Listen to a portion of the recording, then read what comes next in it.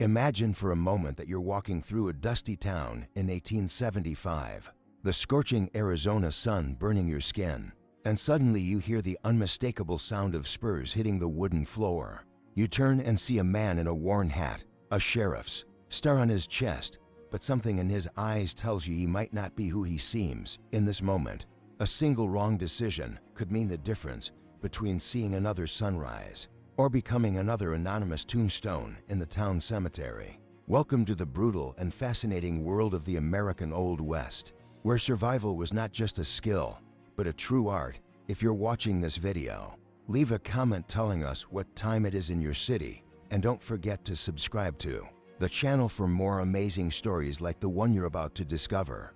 The period we know as the Wild West, roughly between 1865 and 1890, was one of the most challenging times in American history. It wasn't just about cowboys and Indians, as the movies would have us believe. It was a world where ordinary men and women faced challenges that would test the limits of human endurance.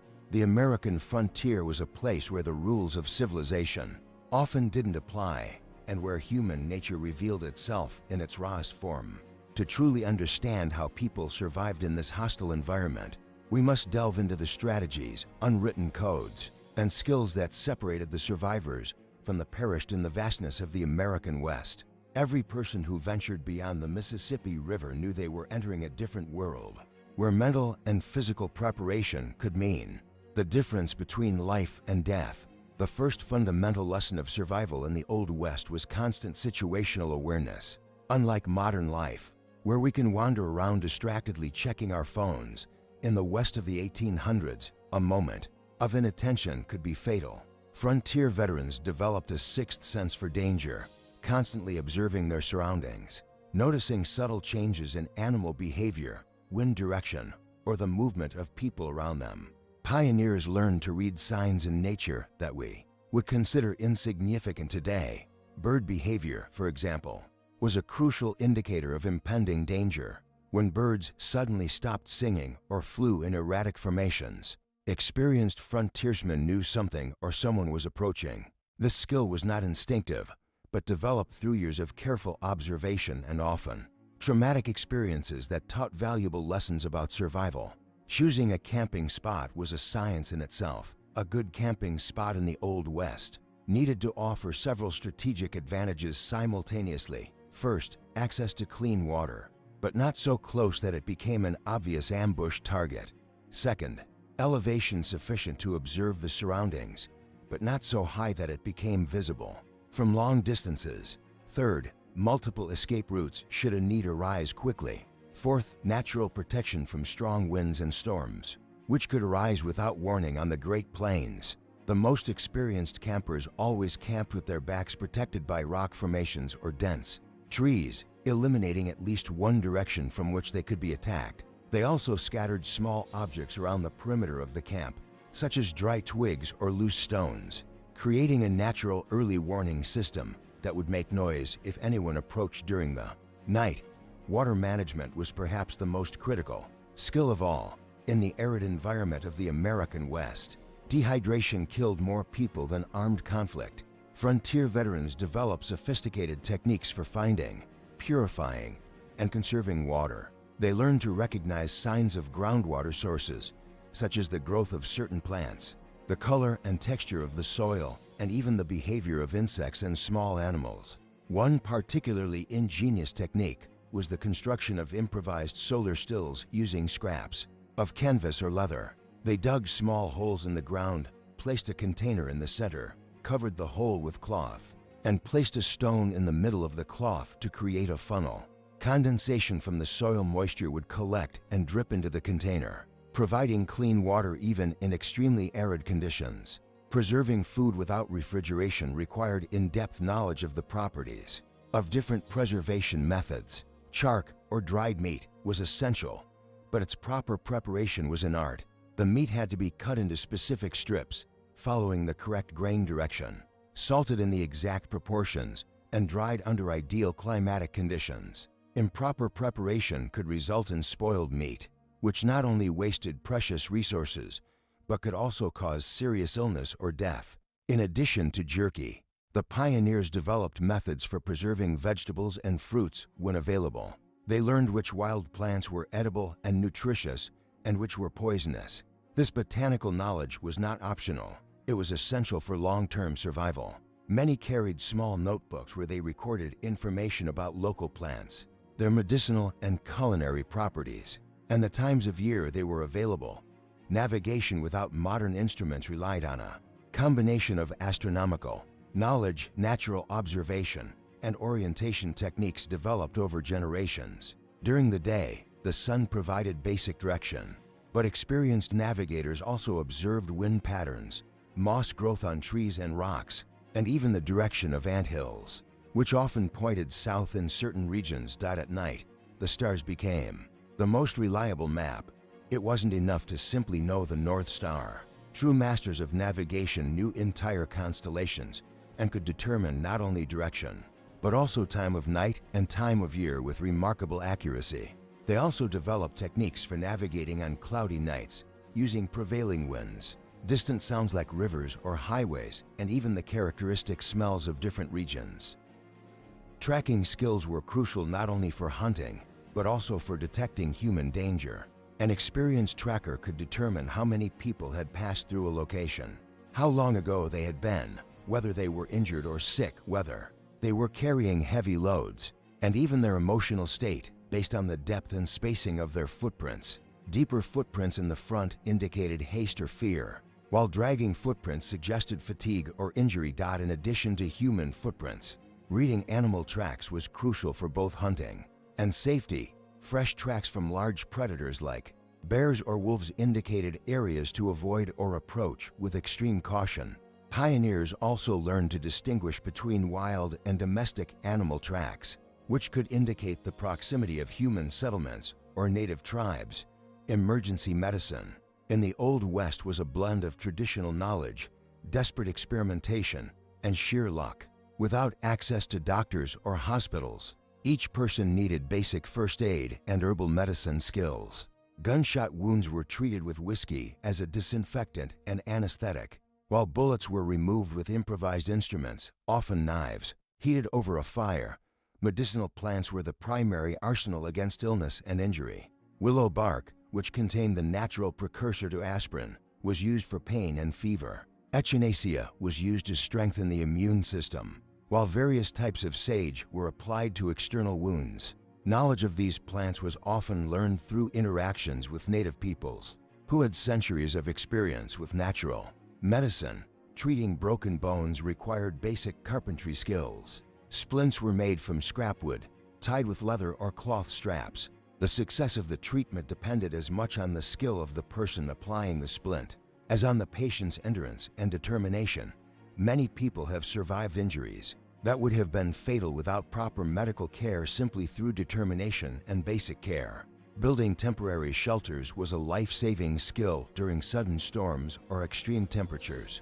In winter, a poorly constructed shelter meant certain death by freezing. Experienced builders knew basic principles of thermal insulation, adequate ventilation to prevent carbon monoxide poisoning, and structures that could withstand high winds. Emergency shelters were often constructed using locally available materials. Branches, stones, clay, and even dried animal dung were used in creative ways to create functional structures. The key was to work quickly but with precision, especially when weather conditions were rapidly deteriorating. During snowstorms, which could last for days in the mountains, building snow shelters became crucial. These shelters, when properly constructed, could maintain internal temperatures significantly higher than the outside, even using only body heat.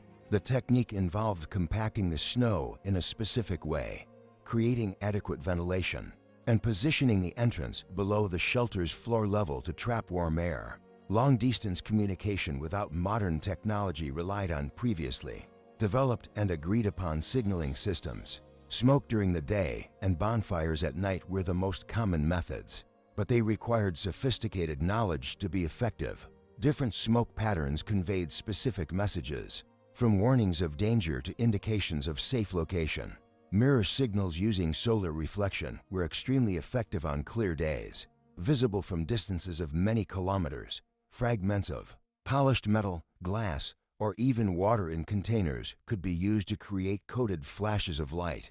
This technique was particularly valuable because it was difficult for people unfamiliar with the system to intercept. Sounds were also used for communication, from shouts in specific patterns to simple musical instruments like whistles or improvised drums. The natural echo of canyons and mountains could amplify these signals, allowing communication across great distances. However, the same echo could reveal a location to enemies, so the use of sound signals always involved careful calculation of risks and benefits.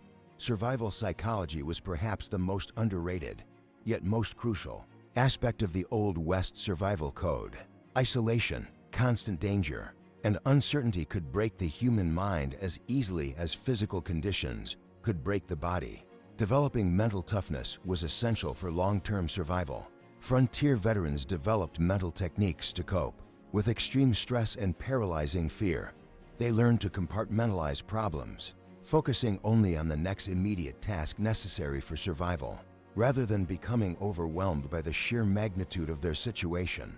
This one step at a time mentality allowed them to maintain functionality, even in desperate circumstances. Maintaining daily routines, even under extreme conditions, helped preserve sanity. Small rituals like making coffee in the morning, cleaning equipment, or writing in journals provided psychological structure amidst the chaos. These rituals also served to keep fine motor skills and organized thought processes functioning properly. Developing relationships and support networks was essential for both physical and mental survival. Even the most independent pioneers recognized that complete isolation was often fatal. Partnerships and small groups provided not only practical support, but also the mental and emotional stimulation crucial to maintaining sanity. Trust in these relationships had to be carefully built and constantly maintained. An untrustworthy partner was not only useless, but actively dangerous, potentially compromising the safety of the entire group. Veterans developed sophisticated skills to quickly assess other people's character, noticing small behavioral details that revealed trustworthiness or lack thereof. Resource management was an exact science that required careful planning and rigorous discipline. Each item carried had to justify its weight and space through multiple uses, or critical survival importance. An axe, for example, served to chop wood, build shelter, prepare food, and serve as an emergency weapon. An iron pot could cook food, stir water, serve as a signaling mirror, and even serve as improvised armor. Equipment maintenance was crucial because replacements were often unobtainable. Knives were sharpened religiously, leather was treated regularly to prevent deterioration, and clothing was repaired immediately when damage appeared. A broken tool at the wrong time could mean the difference between life and death, so prevention was always preferable to emergency repair. The concept of redundancy was applied wherever possible. Multiple fire-making methods, multiple food sources, different water purification methods, and backup equipment for critical functions were used. This redundancy required additional weight and space, but it provided protection against equipment failure at critical moments. Negotiation and trade skills were essential to obtain necessary resources when their own supplies ran low. Successful frontier traders understood the relative value of different items in different regions and seasons. Salt, for example, was extremely valuable in areas far from natural deposits, while hides and skins were more valuable in established cities than in rural areas. The timing of trade transactions was crucial. Arriving in a city during a shortage of specific supplies could result in extremely favorable prices for those who had the necessary items. Conversely, trying to sell common items during periods of abundance would result in significant losses. A reputation as an honest merchant was a valuable asset that took years to build, but could be destroyed in a single dishonest transaction. Merchants with a good reputation received better prices, access to rare goods, and valuable information about conditions in other areas. This reputation often spread faster than the merchants themselves, preceding them into new areas. Seasonal adaptation was crucial for long-term survival. Each season brought unique challenges and specific opportunities that had to be anticipated and prepared for months in advance. Winter required massive stocks of preserved food, fuel for heating, and adequate shelter. Winter preparation began in midsummer with intensive resource gathering and preservation. Spring brought opportunities for replenishing supplies through hunting, fishing, and gathering plants, but it also brought risks of flooding, insect-borne diseases, and increased activity from predators emerging from hibernation. Spring planning involved balancing the use of abundant resources with precautions against new seasonal hazards. Summer offered the best conditions for travel and exploration, but it also presented risks of dehydration, wildfires, and increased conflict with other human groups that were also more active. Summer strategies focused on maximizing mobility while maintaining adequate emergency preparedness. Autumn was the crucial period of final preparation for winter, but also the peak hunting season for all groups in the region. Competition for resources intensified, requiring greater caution and strategic planning to avoid unnecessary conflicts. Camouflage and concealment techniques were vital both for hunting and for avoiding detection by hostile groups. Moving unseen required in-depth knowledge of how different materials and colors appeared in varying light and background conditions. Clothing was often made or modified using natural dyes to blend in with the local vegetation. Silent movement was an art that took years to master. Each type of terrain required different techniques. From sand dunes to dense forests, masters of stealth movement could approach wild animals or human enemies undetected, giving them enormous advantages for both hunting and reconnaissance. Creating secret hideouts and caches allowed supplies to be stored in strategic locations. For future use, these caches had to be waterproof, animal-resistant, and marked so that they could be found by the owner but remained invisible to others. Sophisticated marking techniques using stones, twigs, or subtle marks on trees were developed and passed between trusted partners. Developing keen instincts to detect lies and hostile intentions was crucial for survival in an environment where appearances were often deceiving. Micro-expressions, body language, inconsistencies in stories, and anomalous behavior patterns were all indicators that experienced people learned to recognize instinctively. The ability to quickly judge the character of strangers could mean the difference between finding valuable help or falling into a deadly trap. This assessment had to be made quickly, often based on very limited interactions, but with enough accuracy to make life or death decisions. Subtle interrogation techniques allowed people to extract important information from others without revealing specific interests or intentions. Seemingly casual conversations could reveal information about road conditions, the presence of hostile groups, the availability of resources in other areas, or valuable trade opportunities. Maintaining multiple identities or personas was sometimes necessary to navigate safely across different social or territorial groups. A merchant might need to appear prosperous in one situation but impoverished in another, depending on the circumstances and the risks involved. Escape and evasion strategies were constantly planned. Even during periods of relative safety, escape routes were memorized for each location. Contingency plans were developed for different types of emergencies, and early warning signals were established to allow rapid response to emerging dangers. Reaction speed to sudden danger often determined survival. This speed was not only physical but also mental, requiring the ability to quickly assess complex situations and make sound decisions under extreme pressure. Continuous mental training through hypothetical scenarios helped develop these survival reflexes. Distraction and diversion techniques could create opportunities for escape when direct confrontation was impossible or unwise. These techniques ranged from creating distant noises to divert attention to leaving false trails to confuse pursuers.